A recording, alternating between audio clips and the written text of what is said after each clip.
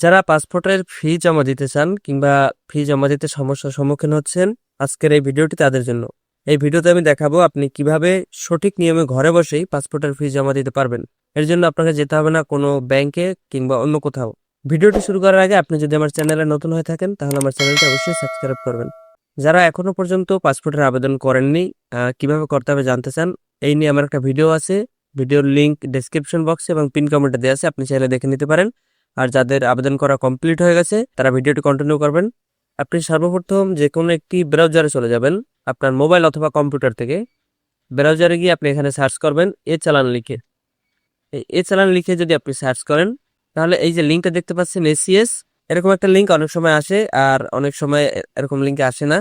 যখন আসে আপনি এই লিঙ্কে প্রবেশ করেই পেমেন্ট করতে পারবেন, আর যখন এই লিঙ্কটা আসবে না তখন আপনি কিভাবে পেমেন্ট করবেন, এই ধরনের সমস্যারই সম্মুখীন হচ্ছে অধিকাংশ মানুষ। তো আজকের ভিডিওটি মূলত এই জন্যই করা আমার। তো আমি দেখাবো সঠিক নিয়মে আপনার লিঙ্ক আসুক বা না আসুক আপনি কিভাবে সবসময় পেমেন্ট করতে পারবেন। সেই লিঙ্কটা আপনি কোন জায়গায় পাবেন? আপনি এর জন্য চলে যাবেন মেইন যে পাসপোর্টের লিঙ্ক আছে, পাসপোর্ট, সেই পাসপোর্টের লিঙ্কে যদি আপনি চলে যান, এখানে পাসপোর্ট ফিস নামে একটা বাটন আছে বা একটা অপশন আছে। এটাতে যদি ক্লিক করেন, পাসপোর্টের ফি দুইভাবে জমা দেওয়া যায়।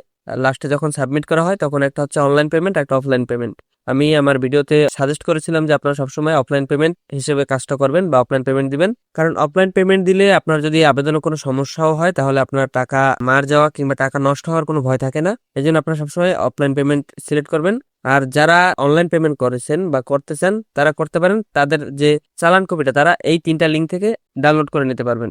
আর যারা অফলাইন পেমেন্ট হিসেবে পেমেন্ট করবেন তাদের জন্য যে লিঙ্কটা সেটা হচ্ছে এই যে offline can be paid at any government or private banks through challan. এই সামনে যে একটা লিঙ্ক দেখতে পাচ্ছেন ক্লিক হিয়ার, এই লিঙ্কে ক্লিক করে পাসপোর্টের ফি জমা দিতে পারবেন। যদি এখানে ক্লিক করেন এই তাহলে ACS বা চালানের একটা লিঙ্ক চলে আসছে, একটা ওয়েব পেজ। এখানে আপনি কত পাতার পাসপোর্ট আবেদন করেছেন সেইটা এখানে সিলেক্ট করবেন এবং সেটা কত বছরের, 5 বছরের হলে এই 5 বছর আছে, 10 বছর হলে 10 বছরও আছে। এবং পাসপোর্টের আবেদনের সময় 3-4টা ভেরিয়েন্ট থাকে, যেমন একটা হচ্ছে সাধারণ বা জেনারেল পাসপোর্ট, একটা হচ্ছে জরুরি, একটা হচ্ছে অতি জরুরি। তো আপনি আবেদনে কোনটা সিলেক্ট করেছেন সেটা খেয়াল রাখবেন, এখানেও সেইটাই সিলেক্ট করবেন। তো যদি আপনি 10 বছরের সাধারণ পাসপোর্ট আবেদন করে থাকেন তাহলে এটা সিলেক্ট করলে এই দেখা যাচ্ছে টোটাল 5,750 টাকা। আপনি এখান থেকে পরবর্তী ধাপে যদি যান, এখানে আপনি আপনার NID নাম্বারটা, যদি NID থেকে আবেদন করে থাকেন সেই NID নাম্বারটা এখানে লিখবেন। আর যদি জন্ম নিবন্ধন থেকে যারা আবেদন করবেন বা যাদের বয়স 18 এর কম, জন্ম নিবন্ধন থেকে যদি আবেদন করে থাকেন তাহলে জন্ম নিবন্ধন নাম্বার এই অপশনে গিয়ে এখানে জন্ম নিবন্ধন নাম্বার দিবেন, এখানে তার ডেট অফ বার্থ দিবেন, মানে জন্ম তারিখ দিবেন। তারপরে চেক দিলেই এটা অনলাইন থেকে ভেরিফাই হয়ে যাবে। আর যাদের NID কার্ড তাদের অটো ভেরিফাই হয় না, এই সিস্টেম আগে ছিল এখন নেই। তো তাদের NID নাম্বারটা এখানে লিখবেন এবং NID অনুযায়ী ইংরেজিতে যেভাবে নাম আছে ঠিক সেইভাবে আপনার নামটা এখানে লিখবেন এবং এইখানে ঠিকানাটা লিখবেন ফুল ডিটেলসে। আপনার NID কার্ডের পিছনে দেখতে পাবেন যে একটা ঠিকানা দেওয়া আছে, গ্রাম, উপজেলা, জেলা, এগুলো সব আপনি এখানে টাইপ করবেন। এরপর আপনার নিজস্ব মোবাইল নাম্বার বা আবেদনকারী মোবাইল নাম্বারটা এখানে দিবেন।